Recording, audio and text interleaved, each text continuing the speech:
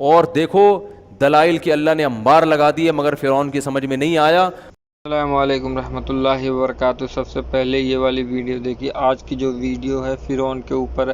فرعون کی حالت کیا ہوئی تھی، اللہ نے کیسے مار لگائی تھی، یہ ویڈیو دیکھیے۔ اور دیکھو دلائل کہ اللہ نے انبار لگا دیے مگر فرعون کی سمجھ میں نہیں آیا۔ اور قرآن کے الفاظ ہیں کہ جب غوطہ لگا ہے نا، اس کی موت سامنے نظر آئی ہے تو فوراً چیخنے لگا آمنت انہ لا الہ الا الذی آمنت بہ بنو اسرائیل۔ حضرت موسیٰ تو شارٹ کلمہ پڑھوا رہے تھے اس سے، آج پوری ڈیٹیل سے کلمہ پڑھ رہا ہے وہ۔ حضرت موسیٰ نے کہا کہ بس یہ بول دے کہ اللہ میرا خدا ہے، اتنا لفظ بولے گا نجات ہو جائے گی، اللہ میرا رب ہے، معبود ہے۔ وہ کہہ رہا نہیں میں معبود ہوں، الہ کون ہے، میں ہوں۔ آج کیا رپورٹ پیش کر رہا ہے؟ ایک تو ضمیر شان، یہ نہیں کہا آمنت لا الہ الا اللہ، اتنا کہہ دیتا نا میں ایمان لایا اللہ کے سوا کوئی معبود نہیں ہے، نہ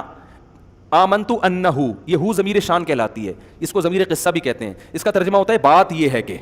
جب ہم کوئی بات کر رہے ہوتے ہیں نا، بھائی بات یہ ہے، سنو میری بات یہ ہے کہ، تو فرعون کلمہ پڑھنے سے پہلے کہہ رہے بات یہ ہے کہ، ایکچولی میں کچھ بات آپ سے کرنا چاہ رہا تھا،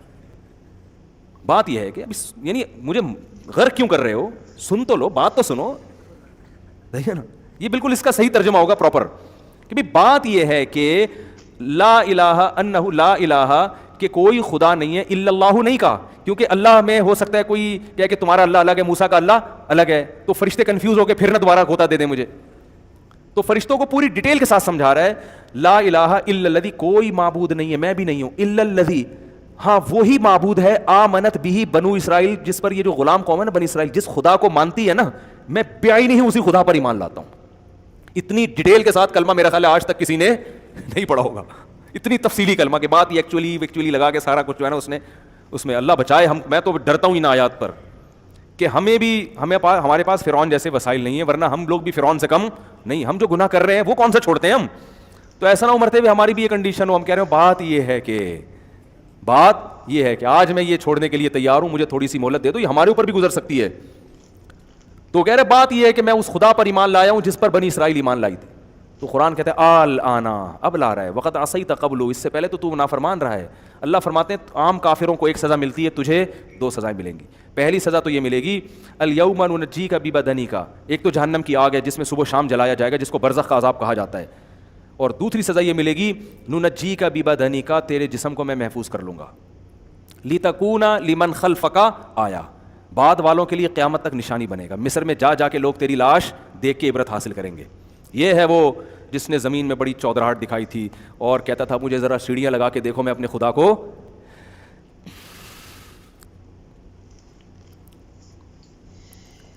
کیسا تکبر ہے، دیکھو انسان کھاتا خدا کا ہے،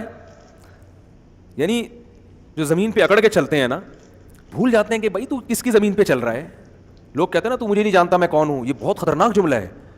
اب کیسے کسی کو کہتے تو مجھے نہیں جانتا، وہ ٹھیک ہے دھمکی دینے کے لیے ظالم کو تو ٹھیک ہے، لیکن ایسے وقت میں بھی دل میں ڈرا کرو بھائی ہماری اوقات کیا ہے، بھائی روٹی بند ہو جائے ساری دہشت 2 دنوں میں ختم ہو جائے گی، کتنا تکبر۔ تو اللہ فرماتے ہیں جب تیری لاش کو لوگ دیکھیں گے تو کہیں گے یہ وہی ہے جو موسیٰ کلیم اللہ سے بحث کرتا تھا اور کہتا تھا کہ سیڑھیاں لگاؤ میں خدا کو دیکھنا چاہتا ہوں، کبھی کہتا تھا عمارت بناؤ میں اوپر چڑھ کے آسمانوں میں جھانکنا چاہتا ہوں،